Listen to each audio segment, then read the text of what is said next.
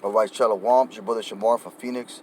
With that being said, I want to give all honor, glory, and praise to Yahawah, BAHASHAM, YAHAWAHSHI, BAHASHAM, QUADASH. Double honors to the elders of Great Millstone, and peace and salutation to the brothers doing this work in truth and sincerity. And real quick, I'm going to get into a real quick lesson about how the Most High is visiting the world, man, as we speak. Because all you got to do is look at the condition of the world that is today, and you know that the time is now, man. The time is now. Which then I'm gonna get 2nd Esdras 9:1.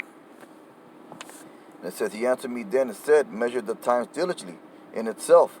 When thou seest part of the signs past, what I have told thee before, then shalt thou understand that it is the very same time when the highest will begin to visit the world that he made. So that's what's going on right now. And I'm just gonna bring out a few articles.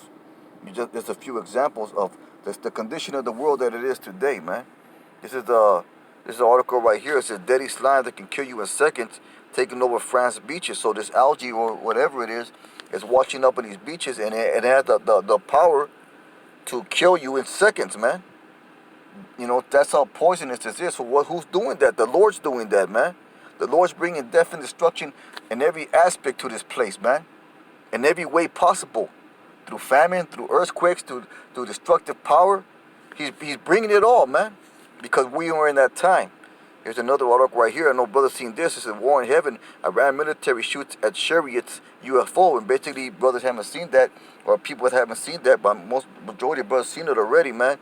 It basically shows a UFO toying with these Iranian military. I don't know if they're ISIS or whatever they are, but basically it's toying with them, man. It's taunting them. They're shooting these tracer rounds at it, and to no avail.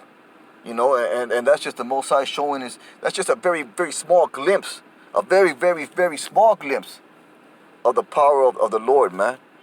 I'm going to get this article right here, another screenshot. It says Bahamian funeral director talks about the long process ahead. So why? Because of the mass amount of bodies and death and destruction that hit that place, the Lord brought upon that place, man. And these are the times that we're living in. These are the times that the Lord is visiting the world that he made.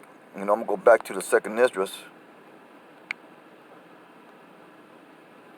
It says, Then shalt thou understand that it's the very same time where the highest will begin to visit the world which he made. Therefore, when there shall be seen earthquakes and uproars of the people in the world, then shalt thou well understand that the Most High spake of those things from the days that before thee, even from the beginning.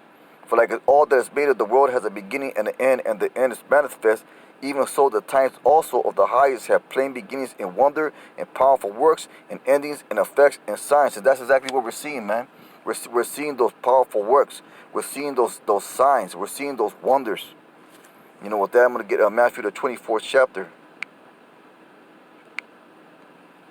It's Matthew the 24th chapter, and basically this is describes the current condition of our world today. I'm going to go down to verse 3, and it says, And he sat upon the Mount of Olives, YAHAWAHSHI, talk about YAHAWAHSHI. The disciples came unto him privately, saying, Tell us, when shall these things be? And what shall be the sign of thy coming and of the end of the world? So the apostles were asking, man. And basically, YAHAWAHSHI told them what to look for. Now, it didn't happen in their lifetime, because he was telling them what signs to look for when they came back, man, in their lot in these last days. You brothers can read this chapter if they want to. I'm just going to skip through it. I'm going to jump down to verse 33. It says, So likewise, when ye shall see all these things, know that it is near, even at the doors, man. So basically, it's close, because all these things are being fulfilled and have been fulfilled, man. So we are at that very last seconds of Esau's kingdom. I'm going to jump down to 44. So therefore you be also ready, for such an hour you think not the Son of Man cometh. With that, I'm going to get Mark 9:1. This is Mark 9:1. It says, Verily I say unto you that there shall be some of them that stand here, which shall not taste of death till they have seen the kingdom of Yahawah come with power. So there's going to be brothers that are going to see this through all the way to the end, man. They're going to see Jacob's trouble. They're going to see the ship. They're going to see martial law. They're going to see the chariots coming. They're going to see, ultimately, they're going to see salvation. They're going to see return of YAHAWAHSHI. They're going to see those missiles. They're going to witness all the things that the prophecies talk about. And plus, of course, the scripture also mentions that some brothers are going to be martyrs for this truth. It depends on whatever your lot is. Most High willing, we be those men. Either way, man. Either way, whether the Lord designated us, to be or you or me or whatever to be a martyr, or to see this thing to the end. Either way, it's beautiful, man. Either way, it's beautiful. There'll be no greater honor than to lay down your life for this truth, man. And there'll be no greater honor to see all the prophecies being fulfilled. So either way, it's beautiful, man. Because we fear not death. We fear not death, man. We have hope. We have faith. And with that, I want to get 1 Thessalonians 5:3. Because this is the time that we're living in, man. It says, for when they shall say peace and safety, I'll start at verse 1. But at the times in the season, brethren, ye have no need that I write unto you. For ye yourself know perfectly that day the Lord so cometh as a thief in the night. So it's going to come suddenly, man. A thief comes suddenly, man. He doesn't ask for invitation. A thief doesn't knock on the door. He just comes when he feels like it. But it's when most convenient for him. So it's going to come suddenly. For when they shall say peace and safety, then some destruction cometh upon them as shall veil upon a woman with child, and they shall not escape. But ye, brethren, are not in darkness, that the day shall overtake you as a thief. Why? Because we are circumspect. We are measuring the times diligently, man. We are being watchful, and we are not ignorant of Satan's devices. We know why all the things are happening upon the earth, man. We know it's not Mother Nature. We know it's not some kind of a phenomenon. We know it, man. Esau is going to dismiss all of this, man, because because he's wicked. He's going to say, "Oh, that's the Mother Nature. That's the weather. Oh, that was a drone. They were shooting at, or whatever, man. Or these are the waves of the earth. Whatever he says, man. But because we know that the Lord is doing all these things. Therefore, we're not going to take us unaware, man. So therefore, let us not sleep as do others, but let us watch and be sober. As do others, man. So we can't be caught up in the bullshit of this world, man. For they that sleep, sleep in the night, and they that be drunken in the night. But let us who are the day be sober, putting on the breastplate of faith and love, and the helmet of hope of salvation. And so let us be awake, man. Let us be aware, and let us be ready in the battle. Because that's why it says to put on the helmet, man. To put on the breastplate.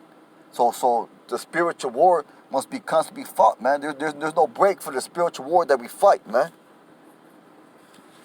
It was that I want to get Luke 21 and 34. This is Luke 21 and 34. And it says, and take heed to yourself, lest any time your heart be overcharged with surfeiting and drunkenness, and carry the life, so that day comes upon you unaware. So that's what we got to do, man. Because you gotta be diligent not to get caught up in the fashions and ways of this world, and being concerned about the things of this world, man. Because as we can plainly see, the time is here. As we can plainly see, the time is here, man. And with that, I want to get Romans I think it's the 31st chapter. It's like it.